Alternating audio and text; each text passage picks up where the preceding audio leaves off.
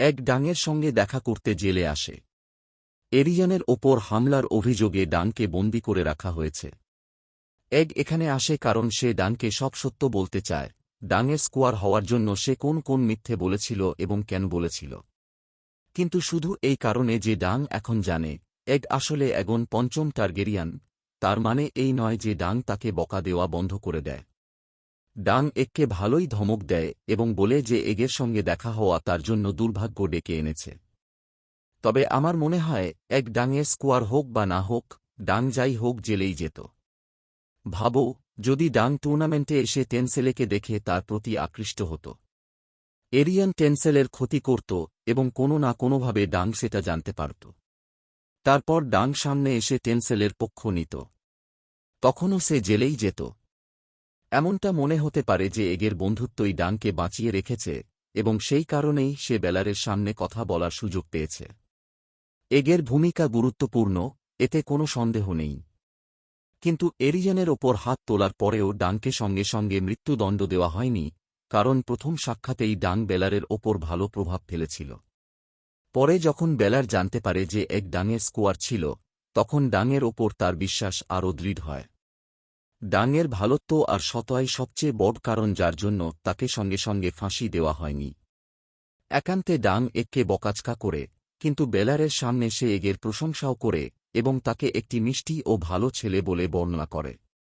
এর কারণ হল বেলার যে এগকে বকছিল সে কেন ড্যারিয়নের সঙ্গে থাকেনি এবং কেন এরিয়ানের মৃত্যুর জন্য প্রার্থনা করেছিল, সেই পরিস্থিতিতে যেন একটা ভারসাম্য আসে। তবুও বেলার মনে করে যে এগের ডাংকে ডাকা ভুল ছিল। তার উচিত ছিল নিজের পরিবারের কাউকে সাহায্যের জন্য ডাকা। এই কারণেই বেলার এগকে নিজের চেম্বার থেকে বাইরে পাঠিয়ে দেয়, যাতে সে ডাংয়ের সঙ্গে একা বসে তার ভবিষ্যৎ ও ভাগ্য নিয়ে কথা বলতে পারে। এক চেম্বার থেকে বেরিয়ে গেলে বেলার ডাংকে তার যুদ্ধকৌশল ও লড়াইয়ের দক্ষতা সম্পর্কে জিজ্ঞেস করে। এখন প্রশ্ন হল, বেলার এটা কেন জিজ্ঞেস করছে? বেলার ব্যাখ্যা করে যে মেকার আবার টার্নি গ্রাউন্ডে ফিরে এসেছে এবং সে ড্যারিয়ানকে খুঁজে পেয়েছে। ড্যারিয়ান সরাসরি ডাংয়ের ওপর অভিযোগ তোলে যে সে যখন নেশায় ডুবেছিল তখন ডাং এগকে অপহরণ করেছে। ডাং আর বেলার দুজনেই জানে যে এটা মিথ্যে, কিন্তু তারা এটাও বোঝে যে কোনো প্রিন্সের মিথ্যেকে চ্যালেঞ্জ করা একেবারেই বৃথা। যে যুগই হোক, ফিকশনাল দুনিয়া হোক বা বাস্তব জীবন, উচ্চবর্গের মিথ্যেকেই সব সময় সত্য ধরে নেওয়া হয়, আর নিম্নবর্গের কথা বললেই সেটাকে বিদ্রোহ হিসেবে দেখা হয়। এই ক্ষমতার জোরেই টার্গেরিয়ানদের মতো লোকেরা টেনসিলের মতো শিল্পীদের টার্গেট করে, কারণ তাদের মনে হয় এই শিল্পীদের ইমেজ এতটাই দুর্বল যে একটা সাধারণ নাটক, যেখানে একজন নাইট একটি ড্রাগনকে মেরে ফেলে, তাই তাদের সম্মান ভেঙে দিতে পারে। কিন্তু বেলার একটু আলাদা। সে ডাংয়ের এই পুরো অপরাধের বিষয়টা বিস্তারিতভাবে আলোচনা করে, শুধু এই কারণে যে ডাং সঠিক জিনিসের পক্ষে দাঁড়িয়েছিল। বেলার পরিষ্কারভাবে বলে যে সে নিজে যদি ডাংয়ের জায়গায় থাকত, সেও ঠিক একই কাজ করত। বেলার ডাংকে জানায় যে একটা বিচার হতে যাচ্ছে, কিন্তু কোর্টের রায় আগেই ঠিক করা থাকবে। সেই রায় যাবে এরিয়ান আর ড্যারিয়ানের পক্ষেই, কারণ সত্যিটা হল, আইন সবসময় ন্যায় বিচার করে না। অনেক সময় আইন শুধু শক্তিশালীদেরই রক্ষা করে। এই কারণেই বেলার ডাংকে পরামর্শ দেয় যে সে যেন ট্রায়াল বাই কমব্যাট দাবি করে। কোর্টে বিচারকদের সামনে দাঁড়িয়ে নিজের নির্দোষিতা প্রমাণ করা খুব কঠিন। কিন্তু শারীরিক লড়াইয়ে ডাংয়ের কাছে এরিয়ানকে হারিয়ে নিজের সত্য প্রমাণ করার সুযোগ অনেক বেশি। ডাং বেলারের কথা মেনে নেয়। তাকে অ্যাশফোর্ড মেডোতে মেকার, এরিয়ান আর বেলারের সামনে হাজির করা হয়। সেখানে সময় নষ্ট না করে সে সরাসরি বলে, আমি ট্রায়াল বাই কমব্যাট চাই। এরিয়ান মোটেও বোকা নয়। তাই সে সামনে নিয়ে আসে ট্রায়াল অফ 7-এর ধারণা। এটা ট্রায়াল বাই কমব্যাটের এতটাই বিরল আর প্রাচীন রূপ যে মেকারেরও এ সম্পর্কে খুব বেশি জানা নেই। কিন্তু বেলার এটা জানে এবং ব্যাখ্যা করে যে অ্যান্ডালদের বিশ্বাস ছিল, যখন দোষী আর নির্দোষের পক্ষে নাইটরা একসঙ্গে মুখোমুখি হয়, তখন দেবতারা নিজেরাই হস্তক্ষেপ করে সত্যের রায় দেন। মেকার এরিয়ানের নাটকটা বুঝে যায় এবং তাকে ধমক দিয়ে বলে যে সে যেন এসব বাজে প্রাচীন নিয়মের আড়ালে লুকিয়ে না থেকে একজন পুরুষের মতো ঠিকঠাক লড়াই করে। কিন্তু এরিয়ান জানে যে সরাসরি লড়াইয়ে সে ভালোভাবে জিততে পারবে না। তাই সে নিজের দাবিতে অনড় থাকে, তার ট্রায়াল অফ 7ই চাই। এর মানে এখন ডাংকে আরও 6 জন নাইট খুঁজে বের করতে হবে, যারা তার সঙ্গে মিলেই এরিয়ন আর তার 6 জন নাইটের মোকাবিলা করবে। এখানেই দুটো বড় সমস্যা দেখা দেয়। প্রথমত, ডাং এতটা শক্তিশালী বা প্রভাবশালী নয় যে 6 জন নাইটকে নিজের পক্ষে টানতে পারে। আর ধরেও নাও যদি সে কাউকে রাজি করাতে পারে, তবুও খুব কম লোকই টার্গেরিয়ানদের বিরুদ্ধে লড়াই করতে চাইবে। কারণ ট্রায়াল জিতলেও পরে তারা তার বাড়ি আর পরিবারকে ধ্বংস করে দিতে পারে। এখন ডাংয়ের কাছে আর কোনো উপায় থাকে না। সে ফিরে যায় তার এলট্রির কাছে। সে খুবই হতাশ থাকে। একা একা নিজের ঘোড়াগুলোর সঙ্গে কথা বলতে থাকে। ঠিক তখনই রেমেন সেখানে আসে এবং ডাংকে ফসফে ক্যাম্পে নিয়ে যায়, তাকে বোঝানোর জন্য যে লড়াইটা কঠিন হলেও অসম্ভব নয়। এখানেই স্টেফান ফসফে ডাংকে চমকে দেয় যখন সে বলে যে ট্রায়ালে সে ডাংয়ের পাশে দাঁড়াবে, কারণ সে ডাংকে সম্মান করে, একজন এমন মানুষ হিসেবে যে নির্দোষ লোকদের রক্ষা করে। শুধু তাই নয়, স্টেফান আরও সিদ্ধান্ত নেয় যে সে লায়নেল, ল্যানিস্টার আর অটোর সঙ্গে কথা বলবে, যাতে তারাও ডাংয়ের সঙ্গে যোগ দেয়। তার বিশ্বাস, সে কোনো হেজ নাইটকে লড়াই না করেই মরতে দেবে না। ডাং আর রেমেন যখন আলোচনা করছিল যে টার্গেরিয়ানদের বিরুদ্ধে লড়াই করা ঠিক হবে কি না, নাকি ডাংয়ের সব ছেড়ে পালিয়ে যাওয়া উচিত, ঠিক তখনই এগ আর ড্যারিয়ান ফসফে ক্যাম্পে এসে পৌঁছায়। ডাং ড্যারিয়ানকে দেখামাত্রই প্রায় তাকে মেরেই ফেলতে যাচ্ছিল, কারণ ড্যারিয়ান তার বিরুদ্ধে অপহরণের মিথ্যা অভিযোগ এনেছিল। কিন্তু এগ মাঝখানে এসে ডাংকে শান্ত করে এবং বলে, আগে ড্যারিয়ানের কথা শোনা যাক। ড্যারিয়ান স্বীকার করে নেয় যে সে মিথ্যা বলেছিল, শুধু এই কারণে যাতে এগের দেখাশোনা না করা আর টুর্নামেন্টে না লড়ার জন্য সে শাস্তি না পায়। সে ইচ্ছে করেই নেশাগ্রস্ত থাকত, যাতে তাকে তালিকায় নামতেই না হয়। নিজের এই ভুলের প্রায়শ্চিত্ত করতে ড্যারিয়ান সিদ্ধান্ত নেয় যে সে ট্রায়াল অফ 7-এ ডাংয়ের বিরুদ্ধে লড়বে না এবং নিজেকে পরাজিত হতে দেবে। এমনিতেই সত্যটা হল, পুরো হুঁশে থেকেও যদি ড্যারিয়ান সিরিয়াসলি ডাংয়ের সঙ্গে লড়ত, তবুও নিজের ভুল স্বীকার করে আর শাস্তি মেনে নিয়ে ড্যারিয়ান দেখায় যে সে বাকি টার্গেরিয়ানদের তুলনায় একটু ভালো। এরপর ড্যারিয়ান আর এগ ডাংকে জানায় যে কিংসগার্ডও এই ট্রায়াল অফ 7-এ লড়াই করবে।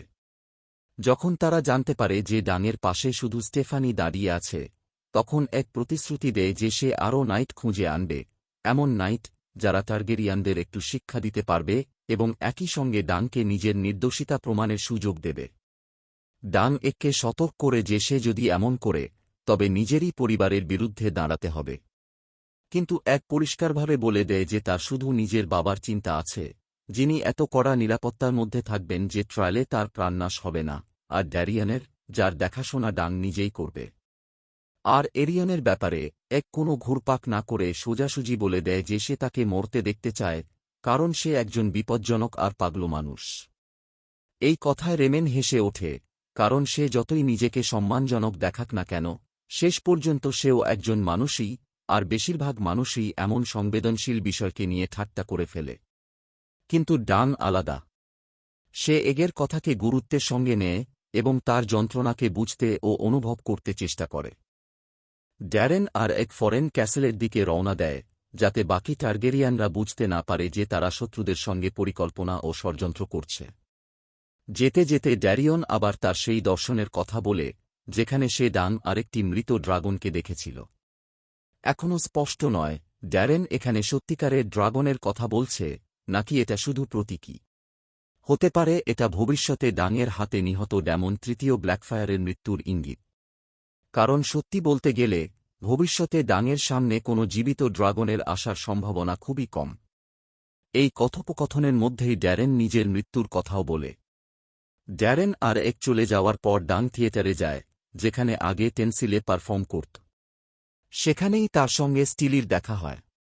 স্টিলি ডাংকে নিজের বাড়িতে আমন্ত্রণ জানায় এবং জানায় যে টেনসিলে চলে গেছে এবং যাওয়ার আগে ডাংয়ের ঢালটি রং করে দিয়ে গেছে।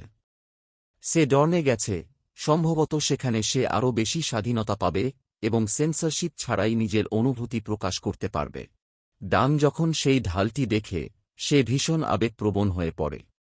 স্টিলি সিদ্ধান্ত নেয় যে সে ট্রায়ালে ডাংয়ের পাশে দাঁড়াবে, সম্ভবত এই কারণে যে ডাং অত্যাচারের বিরুদ্ধে আওয়াজ তুলেছিল। পরের দিন ডাংয়ের আরেকটা বড় সন্দেহ হয়। তার মনে হচ্ছিল স্টেফান তার প্রতিশ্রুতি রাখবে, কিন্তু ডাংকে সমর্থন করার বদলে সে টার্গেরিয়ানদের সঙ্গে চুক্তি করে নেয়, কারণ তার স্বপ্ন ভবিষ্যতে লর্ড হওয়া। তাই স্টেফান যখন এরেনায় টার্গেরিয়ানদের পক্ষে দাঁড়ায় তখন ডাং বাস্তবতার ধাক্কা খায়। এর বিপরীতে এগ নিজের কথায় অটল থাকে। এগ হার্ডিন, রাসেলিং আর লায়নকে রাজি করিয়েছে ডাংয়ের পক্ষে লড়াই করার জন্য। এখন ট্রায়াল অফ সেভেনে নামার জন্য ডাংয়ের এখনও দুজন যোদ্ধা দরকার, আর সময় দ্রুত ফুরিয়ে আসছে। রেমেন ডাংকে বলে যে তাকে নাইট বানিয়ে দিক, যাতে সে ডাংয়ের পক্ষে ট্রায়ালে লড়তে পারে। ঠিক তখনই অ্যাশফোর্ড ডাংকে ডেকে পাঠায় এবং বলে যে ট্রায়াল অফ সেভেনের জন্য তার কাছে পুরো সংখ্যা আছে কিনা সেটা প্রমাণ করতে হবে। এই পরিস্থিতিতে লায়নেল সামনে আসে এবং রেমেনকে নিজ হাতে নাইট বানিয়ে দেয়। ডাং অ্যাশফোর্ডের কাছে অনুরোধ করে তাকে শেষ একজন নাইট খুঁজে পাওয়ার জন্য একটু সময় দেওয়া হোক, আর আশ্চর্যজনকভাবে অ্যাশফোর্ড তাতে রাজি হয়ে যায়। এটা একটু চমকপ্রদ লাগে, কারণ কয়েক ঘণ্টা আগেই সেই অ্যাশফোর্ড নিজের দুর্গের জমিতে হাঁটু গেড়ে এরিয়নের বাদাম খুঁজছিল। সম্ভবত এখন অ্যাশফোর্ড নিজেও চায় যে ডাং জিতুক, যাতে সে টার্গেরিয়ানদের নিয়ন্ত্রণ থেকে মুক্ত হতে পারে। এরেনায় যখন ট্রায়াল অফ সেভেনের জন্য ভিড় জমে, ডাং সবার সামনে দাঁড়িয়ে বলে, যদি কোনো সাহসী নাইট থাকে যে তার পাশে যোগ দিতে চায়, তাহলে সে এগিয়ে আসুক। এক মুহূর্তের জন্য মনে হয় অটো এগিয়ে আসবে, কিন্তু সে বরং তাদের মধ্যেই থাকে, যারা একটা সিরিয়াস আর শক্তিশালী মুহূর্তকেও হালকা ঠাট্টায় নষ্ট করে দেয়। এতে ডাং খুব রেগে যায়। ডাং আবার আবেদন জানায়, কেউ যেন সত্যিকারের সাহসী নাইট হয়ে সামনে আসে, যে তার বিরুদ্ধে আনা অভিযোগগুলোর বিরুদ্ধে লড়বে। আর তারপরই আসে এপিসোড 4 এর শেষ মুহূর্ত। এরেনায় বেলার প্রবেশ করে, ডাংয়ের পক্ষ নিয়ে। ঠিক সেই সময়ে রামিন জাওয়াদির আইকনিক মিউজিক বাজতে শুরু করে, যা পুরো দৃশ্যটাকে গুজবাম্পসের পর্যায়ে নিয়ে যায়। সত্যি বলতে, যারা বই পড়েনি তাদের কাছে এই টুইস্টটা একেবারেই অপ্রত্যাশিত লাগে। হ্যাঁ, পরে ভাবলে মনে হয় ডাংয়ের পাশে বেলার দাঁড়ানোটা কিছুটা প্রেডিক্টেবল ছিল। কিন্তু এটা একেবারেই আশা করা যায়নি যে বেলার শুধু নাইটের শপথ আর নিজের বিবেকের কারণে নিজেরই পরিবারের বিরুদ্ধে গিয়ে ডাংয়ের পাশে দাঁড়াবে। আর এখানেই এপিসোডের সমাপ্তি হয়।